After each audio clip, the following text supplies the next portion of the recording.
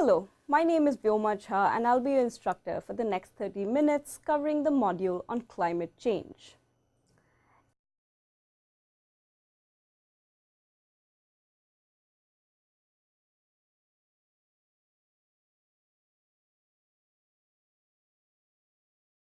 Climate change today is shaped by challenges that are increasingly unpredictable and context-driven.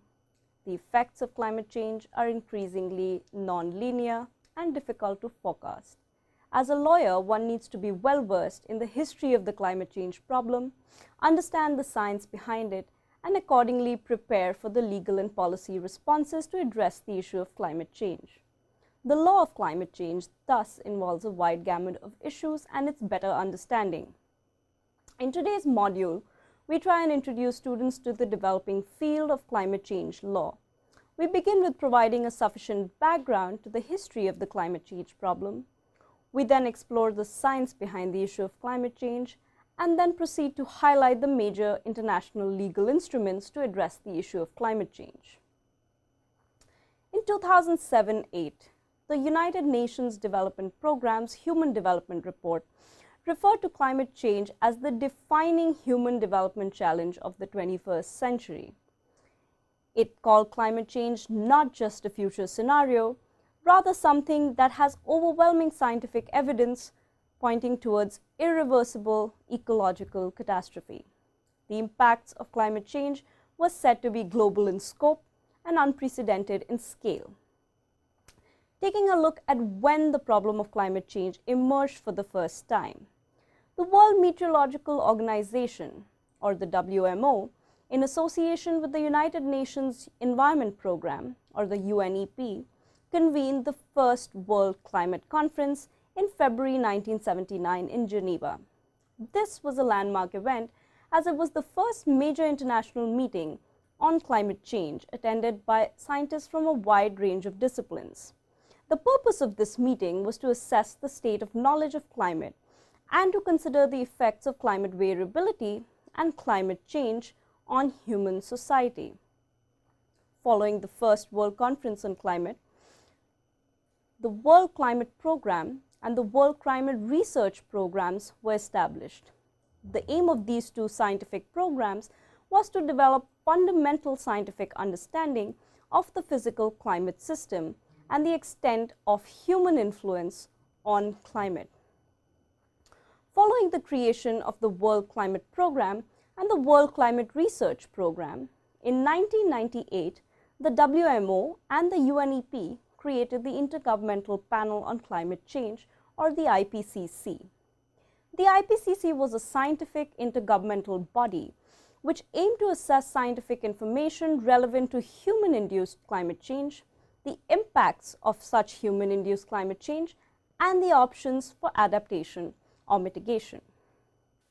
In 1990, the IPCC published its first assessment report, where it found that climate change was the result of anthropogenic emissions of carbon dioxide, that is, emissions resulting from human activities.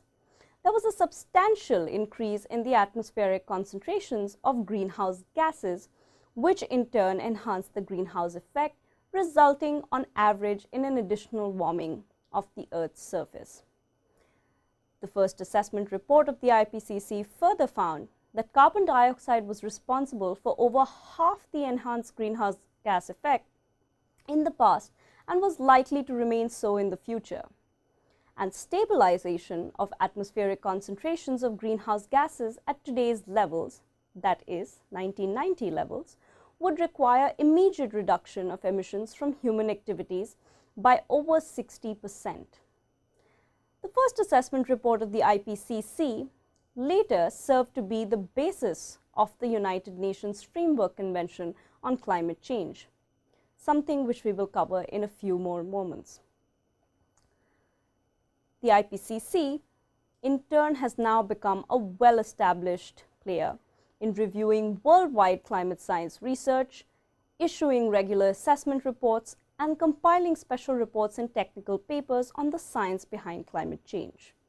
The findings of these IPCC assessment reports reflect global scientific consensus and frequently play a major role in international climate negotiations.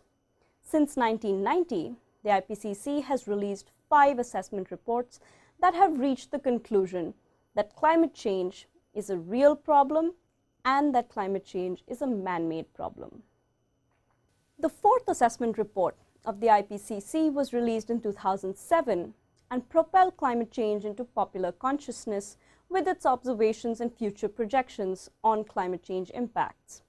Some of the key findings of the 4th assessment report are as follows. Warming of the climate system is unequivocal, as is now evident from observations of increases in global average air and ocean temperatures, widespread melting of snow and ice, and a rising global average sea level.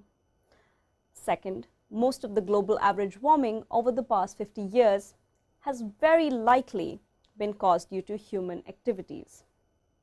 Impacts of climate change will very likely increase due to increased frequencies and intensities of extreme weather events. Anthropogenic warming and sea level rise would also continue for centuries if greenhouse gas emissions were to be reduced sufficiently for concentrations to stabilize today, simply due to the timescales associated with climate processes and feedbacks. Some planned adaptation of human activities is occurring now, but more extensive adaptation is required to reduce the vulnerability to climate change. Unmitigated climate change would, in the long term, be likely to exceed the capacity of natural, managed, and human systems to adapt. The most conclusive finding of the 4th assessment report was that many impacts of climate change can be reduced, delayed, or avoided by mitigation. Later, the 2007 Nobel Peace Prize was shared in equal parts between the Intergovernmental Panel on Climate Change and Al Gore for both their efforts to build up and disseminate greater knowledge about man-made climate change and to lay the foundations for the measures that are needed to counteract such change. In 2013, IPCC released its 5th assessment report that has provided more clarity about human-induced climate change than ever before. Some of the key findings of the 5th assessment report are that agricultural yields are expected to drop in most regions of the world if the temperature increase is more than a few degrees.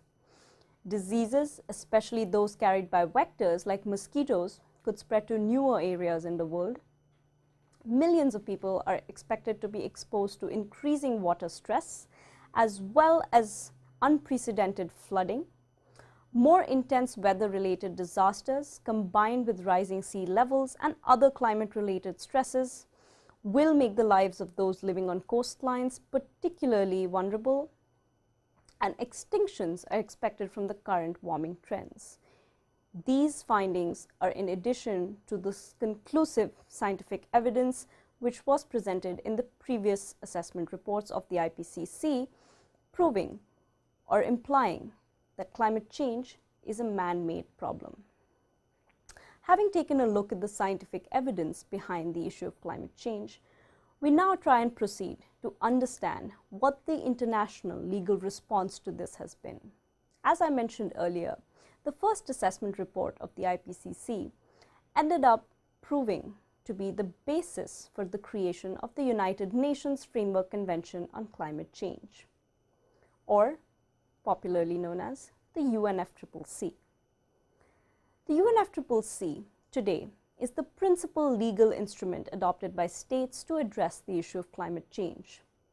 The treaty was negotiated at the United Nations Conference on Environment and Development, also known as the Earth Summit, held at Rio in 1992.